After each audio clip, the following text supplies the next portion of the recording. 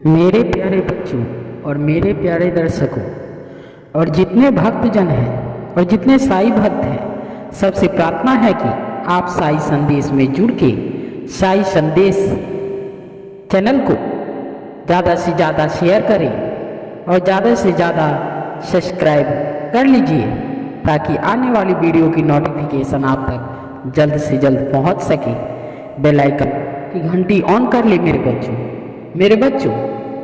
आइए जानते हैं कि निर्जला एकादशी को भीमसेन एकादशी भी कहते हैं। मेरे बच्चों, साल भर में 24 एकादशी आती है, 12 शुक्ल पक्ष की और 12 कृष्ण पक्ष की, और हर एकादशी का खास महत्व होता है मेरे बच्चों। लेकिन शास्त्रों में निर्जला एकादशी को मोक्ष देने वाली एकादशी भी कहा जाता है। इसे भीमसेनी एकादशी के नाम से भी जाना जाता है। इस दिन व्रत करने के अलावा गंगा में स्नान करने और दान करने का विशेष महत्व होता है। इस बार निर्जला एकादशी का व्रत 18 जून 2024 मंगलवार के दिन रखा जाएगा मेरे बच्चों। ऐसे में आप कैसे निर्जला एकादशी का व्रत करें और इसकी व्रत कथा क्या है, आइए सुनते हैं मेरे बच्चों। उससे पहले कथा आप पूरी सुने, आधा अधूरा कथा ना सुने। आधा अधूरा ज्ञान हमेशा घातक होता है मेरे बच्चों। तो इसी के साथ आप प्रेम से बोलिए राधे राधे, और प्रेम से बोलिए ओम साईं राम, ओम साईं राम, ओम साईं राम। मेरे बच्चों, अब ज़्यादा समय ना लेते हुए आइए जानते हैं और सुनते हैं कि निर्जला एकादशी पर और एकादशी की व्रत कथा सुनने से धर्म, अर्थ, कर्म और मोक्ष देने वाली ये एकादशी निर्जला एकादशी व्रत है मेरे बच्चों। हर मनोकामना पूर्ण होती है मेरे बच्चों। तो आइए इस कथा का श्रवण पान किया जाए।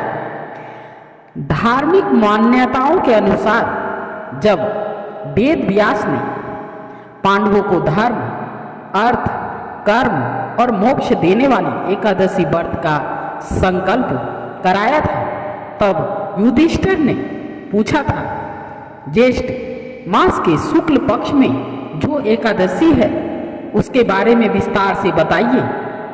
इस पर भगवान श्री कृष्ण ने कहा है, राजन, इस बारे में परम धर्मात्मा व्यास जी बताएंगे।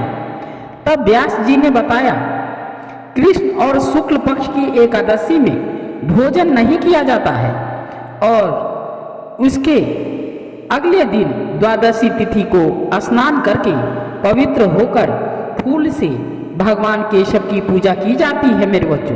पहले ब्राह्मण को भोजन कराकर बाद में खुद भोजन किया जाता है।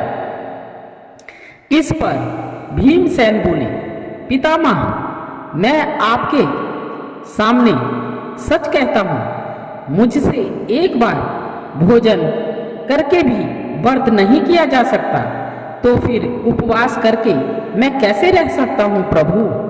मैं पूरे साल में केवल एक ही उपवास कर सकता हूँ जिससे स्वर्ग प्राप्ति हो। अगर ऐसा कोई व्रत है तो बताइए। इस पर व्यास जी ने कहा, ज्येष्ठ माह में सूर्य वृक्ष राशि पर हो या मिथुन राशि पर शुक्ल पक्ष में जो एकादशी आती है उस पर निर्जला व्रत करें। एकादशी तिथि पर सूर्य उदय से लेकर दूसरे दिन के सूर्य उदय तक जल ना पिए, तब यह व्रत पूरा होगा। इसके बाद द्वादशी तिथि को स्नान करके ब्राह्मणों को विधि पूर्वक जल और स्वर्ण का दान करें। इस तरह से अगर आप केवल निर्जला एकादशी का व्रत करते हैं तो इससे साल भर में जितनी भी एकादशी तिथि होती है उसका फल प्राप्त होता है मेरे बच्चों। उन्होंने कहा कि जिस भी व्यक्ति ने श्री हरि की पूजा और रात में जागरण करते हुए इस निर्जला एकादशी का व्रत किया। जिन्होंने भी किया उन्हें अपने साथ साथ पिछली 100 पीढ़ियों को और आने वाली 100 पीढ़ियों को भगवान वासुदेव के परम धाम में पहुंच जाएगा। कहते हैं कि जो व्यक्ति इस एकादशी पर सच्चे मन से व्रत करता है वह स्वर्ग लोक में जाता है। मेरे बच्चों, ब्राह्मणों को दान देने का महत्व आइए जानते हैं और सुनते हैं। ज्येष्ठ माह में शुक्ल पक्ष में जो शुभ एकादशी होती है उसको निर्जला व्रत करना चाहिए। इस दिन ब्राह्मणों को शक्कर के साथ जल के घड़े दान करने चाहिए। ऐसा करने से मनुष्य भगवान विष्णु के समीप पहुंच सकता है। द्वादशी तिथि को ब्राह्मणों को भोजन कराने के बाद खुद भोजन ग्रहण करें। इस तरह से व्रत का संकल्प लेने से और व्रत करने से सभी पापों का नाश हो जाता है।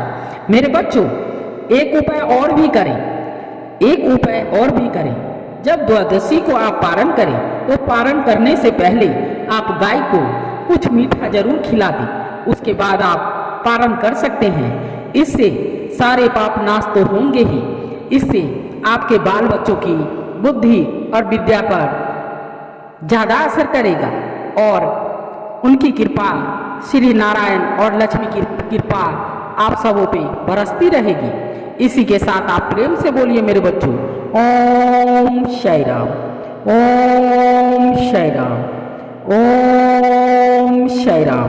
राधे राधे। मेरे बच्चों, अगर चैनल पर आप नए हैं तो चैनल को सब्सक्राइब कर लीजिए ताकि आने वाली वीडियो की नोटिफिकेशन आप तक जल्द से जल्द पहुंच सके मेरे बच्चों। इसी के साथ धन्यवाद।